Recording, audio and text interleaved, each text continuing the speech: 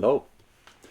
We're starting a new chapter in Adolph Saphir, The Divine Unity of Scripture, chapter 14.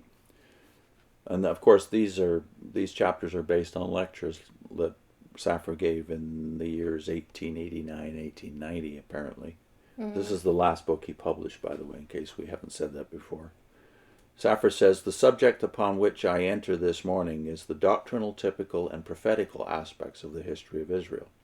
My remarks will have as their center the person of Abraham, and I hope in my next lecture to continue the subject, taking as the starting point Moses, and to conclude the subject this day fortnight." Fortnight is the cute English way of saying 2 weeks from now. Mm-hmm. "If it please God, taking for the starting point David. The combination of history, teaching, prophecy, and type which we find in Scripture is so perfect and excellent that it is extremely difficult to give a correct view of each of these component parts separately.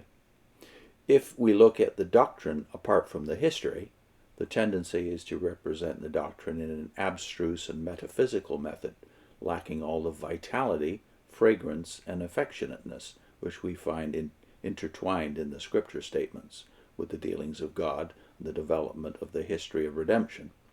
If the history, which is recorded in Scripture, is viewed apart from the prophecies, which are still to be fulfilled in the future, the danger is that the history may be regarded merely in its abstract and doctrinal point of view, and that great violence may be done to it by an interpretation which chooses to call itself spiritual, but which, after all, is carnal, because it does not submit itself to the wisdom of God.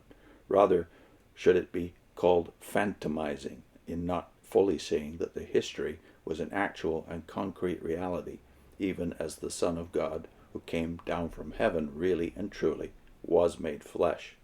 So he seems to be saying, in short, that even the history of Israel has prophetic purpose in the Bible. Mm. For that reason, the continuance and diligent study of Scripture is absolutely necessary, and nothing can take the place of Scripture, not the most perfect and skillfully framed creeds, not the most thoughtful and earnest preaching.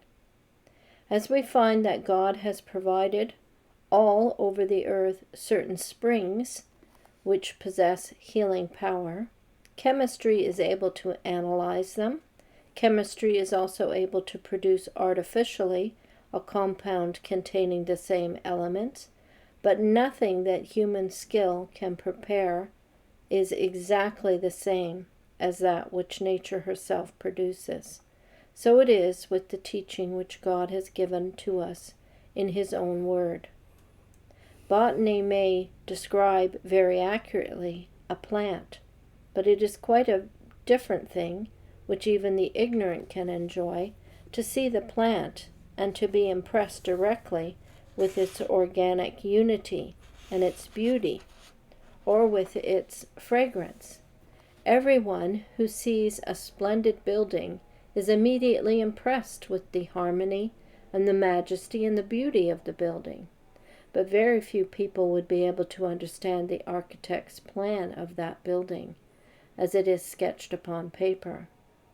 Therefore God, who in great wisdom and love has framed the history of His people, and has also caused the Scripture to be written by inspiration of the Holy Ghost, has provided for the poor and lowly, and has bound us to the continual and diligent study of the Scriptures.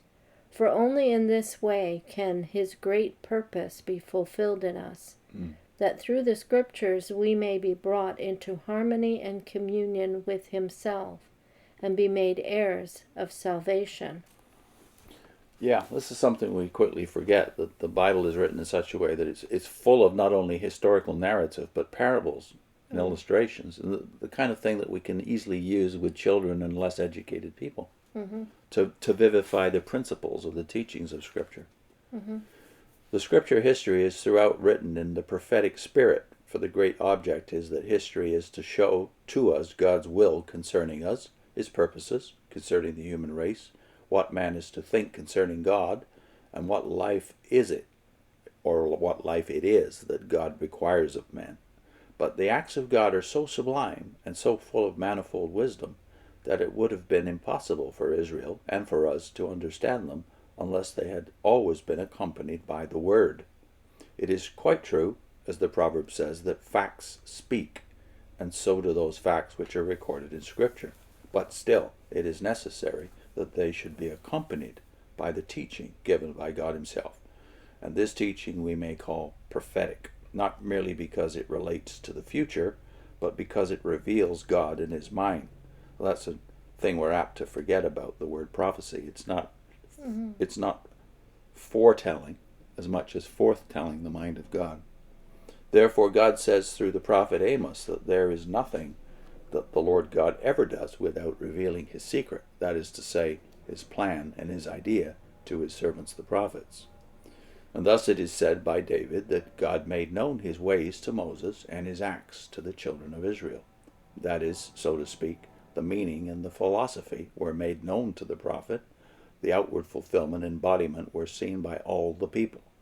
And here it is very remarkable that the mysterious man of whom I spoke in my last lecture, Balaam, to whom in the New Testament there corresponds Simon Magus, saw the difference that there was between heathen prophecy and prophecy among the people of God. For he declares that among God's people there is no divination and soothsaying as among the heathen. Out of a great desire to know the future, whether a god would prosper or not some war expedition, they consulted oracles. There were men and women who had some natural gift of seeing into the future, and who were often possessed by some demon. These persons excited themselves, by all kinds of outward and physical means, into a state of ecstasy, and from observing physical signs they predicted the future in a most ambiguous manner, purposely ambiguous, and often their predictions came to nothing. But not thus was it to be in Israel.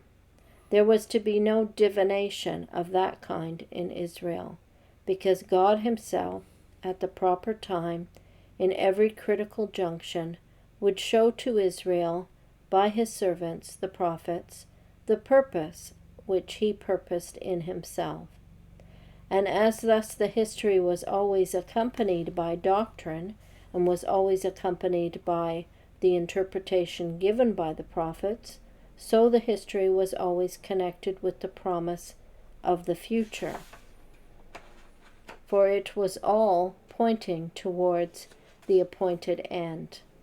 Likewise, the history itself was a prophecy of the future. As the proverb says, history repeats itself, or coming events cast their shadows before them. The whole history of God, in His relations, so to speak, with mankind and with Israel, was a continual repetition of the same idea and the same action on God's part, which were at last perfectly fulfilled in Jesus Christ.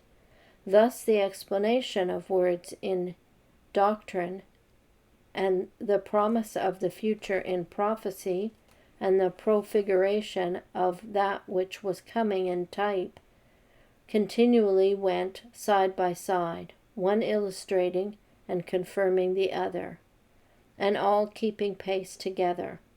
That is to say, God did not predict anything of which the beginning was not already intelligible to those to whom the message was sent. This is the great advantage of a Hebrew Christian, and Saphir is Hebrew. He was Jewish, converted to Christianity, his family. So he will see something because of the grouping of the Bible books, the Old Testament books, that in the Hebrew canon, the books that we call histories, Joshua, Judges, Samuel, Kings, are all grouped within the prophets, because they do have this perspective that history itself is prophetic, and that we can determine the future by just looking at the past, something we wouldn't think of looking at the English Bible. Our link is Walter Rauschenbusch's take on this too, that Israel's prophets are not like the pagan soothsayers. See you soon. Bye.